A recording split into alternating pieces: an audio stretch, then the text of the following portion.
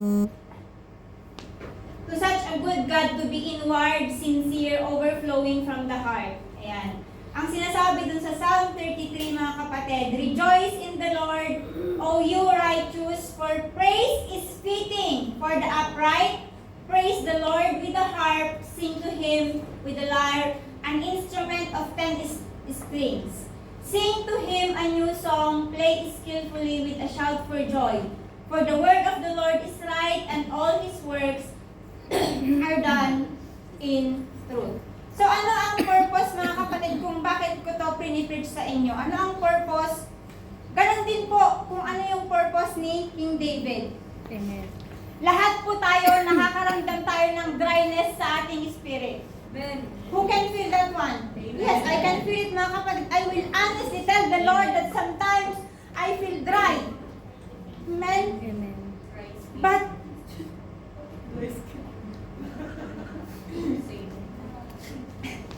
dry po yung, ano natin minsan, yung ating mga soul.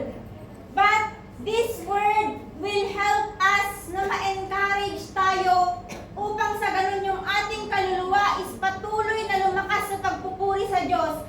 Binibigyan niya tayo ng maraming dahilan, mga kapatid, na purihin siya. Nagdadry nga talaga po itong nadamunan ko. Sorry po.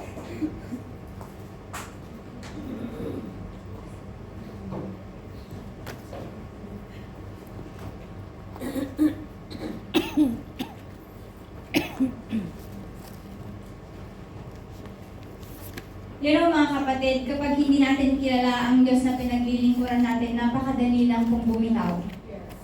Amen. Madali lang pong bumitaw, especially kapag nakaranas ka ng maraming trials sa buhay mo, kapag nakarinig ka ng mga maraming salita at discouragement sa buhay mo, and ang masakit doon, kahit yung mga kapatid mo sa simbahan, amen? Madaling ma-discourage ang isang tao, mga kapatid. But, when we will look back, when we will study the Word of God, which is our strength, which is our light sa araw-araw, mga kapatid, we will be renewed.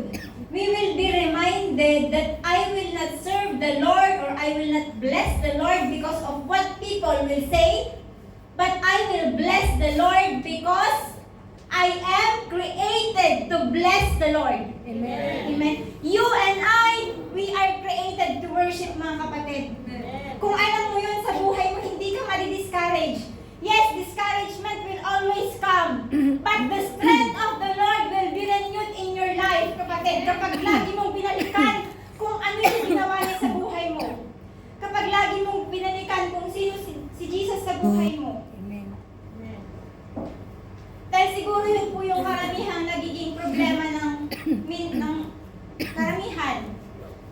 Napakadali po sa kanilang talikuran, napakadali po sa kanilang iwanan ng paglilingkod. I am not saying na kapag wala kang simbahang ito at kapag umalis kang simbahang ito, tinalikuran mo na ang Diyos. Hindi po yun ang ibig kong sabihin. Amen? Dahil ang paglilingkod mo sa Diyos, magagawa mo yan kahit nasaan ka. Amen? So in this passage, mga kapatid, we will see kung ano ba talaga ang diwa ng totoong pagsamba.